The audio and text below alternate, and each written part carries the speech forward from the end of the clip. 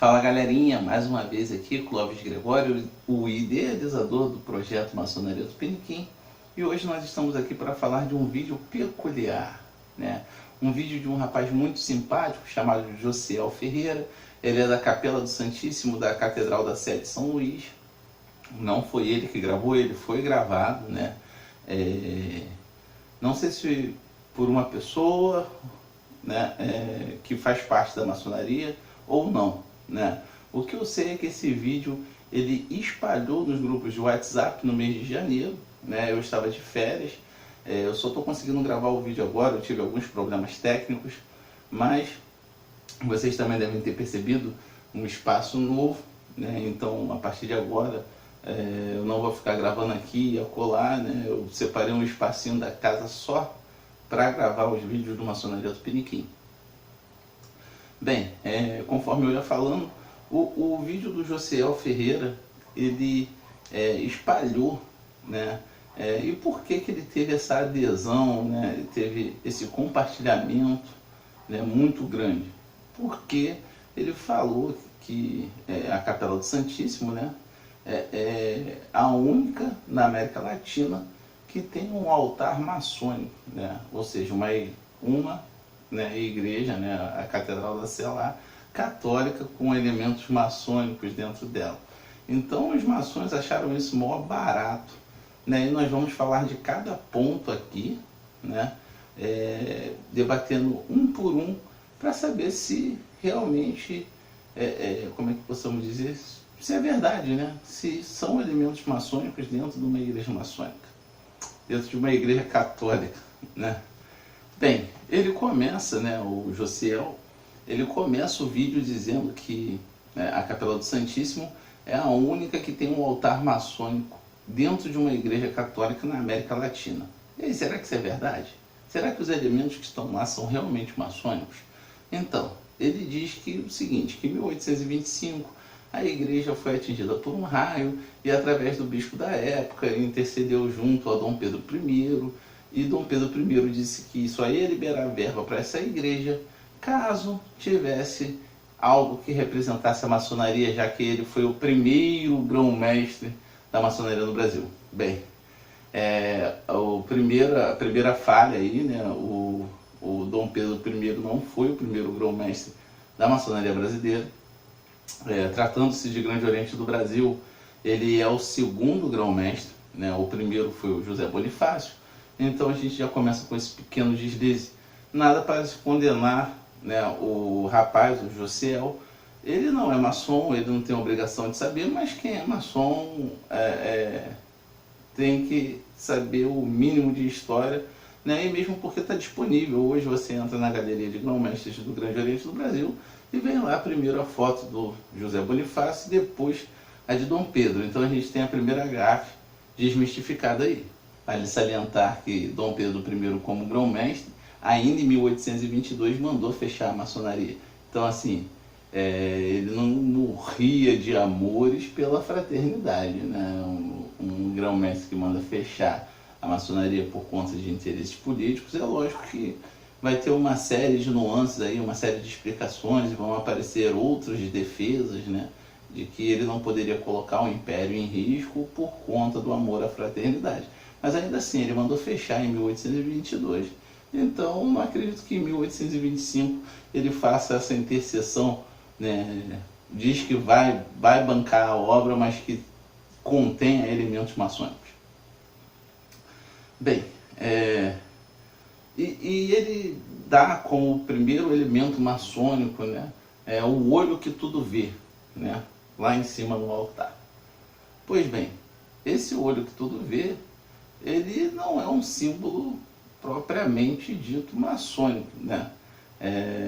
Ele aparece a primeira vez na maçonaria em 1797 numa obra do Thomas Smith Webb. Então, assim,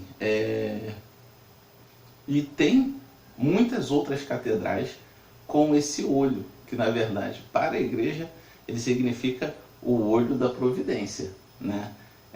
Então, você, por exemplo, tem no próprio Brasil, né, na matriz da Casa Branca, você tem um receptáculo, né,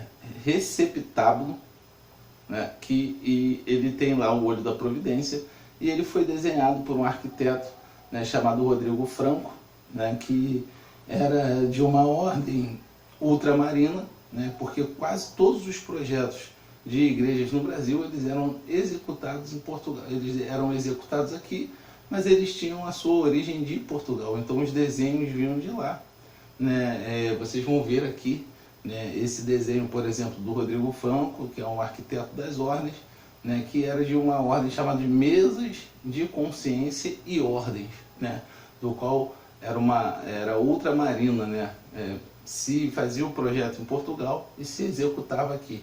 Então os desenhos vinham de fora em sua maioria, então provavelmente essa Capela do Santíssimo, o desenho também veio de fora, ele não foi feito aqui, não teve elementos maçônicos por influência do Dom Pedro, né?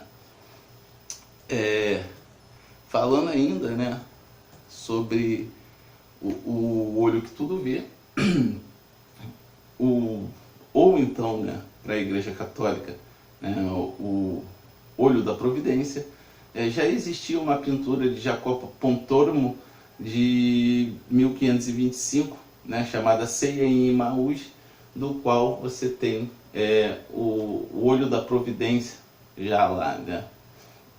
E conforme eu falei, existem várias outras catedrais e igrejas, inclusive no Brasil, que tem o olho da providência.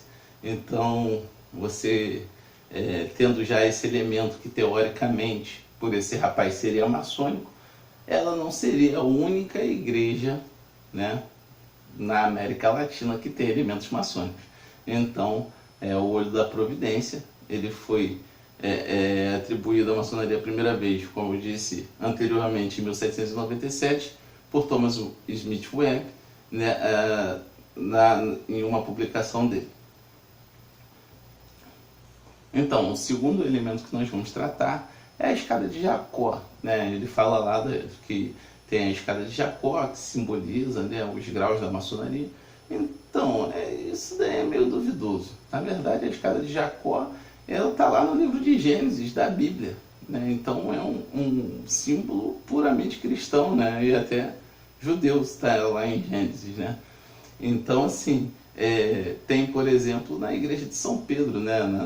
na abadia de Bath, lá na Inglaterra, né? Do lado de fora, você vai poder acompanhar aqui, essa figura, né, a alegoria da escada de Jacó. Então significa que a Basílica de São Pedro lá, né, a abadia de São Pedro, ela é maçônica? Não, é um símbolo cristão que nós pegamos emprestado, e não ao contrário, não foi a maçonaria que fez o símbolo e emprestou para a igreja. Então, assim, há muita confusão do que é o que, né, nesse vídeo. Continuando, né, ele fala que a Arca da Aliança simboliza o grau 33. Então, assim, é bem complicado, né? Quem é maçom sabe disso. Por exemplo, eu não estou no grau 16, no grau 33. Eu sou do grau 17 e já vi a Arca da Aliança em inúmeros simbolismos dentro da maçonaria, mas é um símbolo também, né, cristão, né, judaico-cristão. Então, assim, novamente, nós temos um símbolo emprestado para a maçonaria e não ao contrário, né? E eu não sei se é o grau 33. Por favor, meus irmãos aí do grau 33, se o grande lance do grau 33 for a Arca da Aliança, me avisem depois aí, vai ficar tudo certo. Bem, o próximo tópico que nós vamos tratar é sobre o Cordeiro de Deus, né, que ele fala lá que simboliza o bode, quando na verdade o Cordeiro de Deus não simboliza bode algum, ele não tem essa alusão na maçonaria, não que eu conheço pelo menos, né? O irmão Luciano Rodrigues escreveu uma matéria fantástica desmistificando a figura do bode dentro da maçonaria, está lá disponível no Prumo de Irã. Alô Luciano, um abraço, meu paste venerável. E é muito bacana, mas para não deixar vocês também, deixar alguns irmãos, né, desmamados, o Cordeiro de Deus ele está presente em um dos ritos, né, que nós praticamos no Brasil, que é o rito do Niramita, né, que ele está representado na figura do Stekna, né, e eu não sei nem se essa é a pronúncia aí, por favor, meus irmãos do rito do Niramita, né, o Luiz Miller, me perdoa, tá? Mas vamos colocar do jeito que eu leio, né? O Stekna, ele está lá, né, no Rita do Niramita, e ele representa, né, o último grau, que seria o Cordeiro de Deus, o domínio sobre os 7 selos, que seriam os 7 graus, né, os 7 conhecimentos desses graus dentro da maçonaria. Então, assim, inclusive, né, como o irmão Luiz Miller é um praticante do rito, é um conhecedor do rito, já fica o desafio aí, meu irmão Luiz Miller, fala sobre o Stekna pra gente, desmistifique isso daí, diga para mim que ele não é o bode e tá tudo certo, né? Faça um vídeo aí, eu vou gostar muito, eu vou assistir, vai ser maravilhoso. Então, meus irmãos, como, né, meus irmãos, né, e outros telespectadores, meus leitores que não são maçons também, então assim, ele é um vídeo muito incrível, né, no sentido de vários pontos não batem com a realidade. Então, assim, o Josiel, ele não é maçom, então ele não tem esse compromisso com a verdade da maçonaria, mas você que é maçom, por favor, procure antes de compartilhar, ou então compartilhe e fale de forma crítica sobre esses vídeos, né? Estou suando aqui, meus irmãos, me perdoem, né? Mas é porque é para evitar ruídos, não ligar o ventilador aqui e deixar uma qualidade de vídeo melhor. Bem, eu vou ficando por aqui, sou o Clóvis Gregório. Mais uma vez, muito obrigado.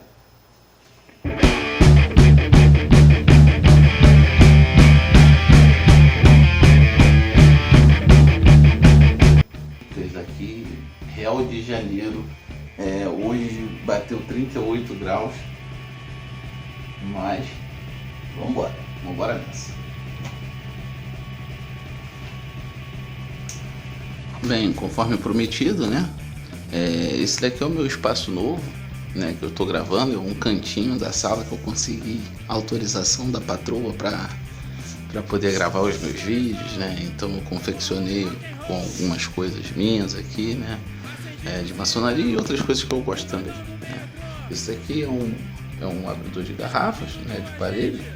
Inclusive vamos já usar agora. Opa, não tá funcionando, hein?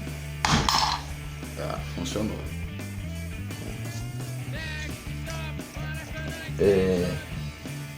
Opa.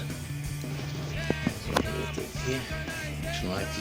Bem, do lado nós temos um recipiente para colocar aguardente, né? Que eu ganhei de Natal da minha irmã. Aqui, né, nós temos o mapa da cidade de Perugia, que é uma cidade italiana. O interessante é que esse mapa ele vem dentro de um livro chamado Medieval Towns, né, que eu deixei até aqui separadinho para vocês darem uma olhadinha, tá vendo? Ele é de uma historiadora chamada Margaret Simon, de 1927, e nele tem várias, né, gravuras da cidade, de construções. Não passou nenhuma gravura aqui para me deixar para poder me deixar em maus lençóis. O mais interessante é que nesse livro eles dizem que os stonemasons, né, os pedreiros, eles colocavam as pedras umas sobre as outras nos muros de forma tão perfeita que não dava para identificar quando começava e quando terminava a pedra, que parecia tudo uma parede de uma pedra só, né? Então eu tenho essa raridadezinha aqui, né, que eu encontrei num sebo. Não é a biblioteca do André Muniz, né? Um abraço para o André Muniz aí, mas eu tenho algumas preciosidades.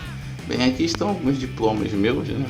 Esse daqui é o meu diploma, né, do Supremo Conselho do Grau 33, né, do Rito Escocês Antigo e Aceito, né, da Maçonaria para a República Federativa do Brasil. É o meu diploma do Grau 14, né? Hoje eu estou no 17, mas eu deixei o do Grau 14 aí porque foi bem bacana. Esse é o meu diploma, né, de maçom do Real Arco, né, do Supremo Capítulo de Maçons do Real Arco do Brasil. Isso daqui, na verdade, são os meus certificados de visita, né, que eu visito algumas lojas e gosto bastante. Eu trato eles como souvenir, então eu fiz uma colagem, né, com os certificados, alguns certificados coloquei aqui num quadrinho. Bem, esse daqui, né, é o meu diploma, né, de Cavaleiro Rosa Cruz do Sublime Grande Capítulo, né, Adoniramita do Brasil. E eu confeccionei, né, esse espaçozinho para mim nas férias, né, conforme no começo do vídeo eu prometi. Tá aqui, eu estou explicando para vocês o que é cada uma dessas coisas. Agora vou de fato começar a gravar. Bem, um abraço, pessoal.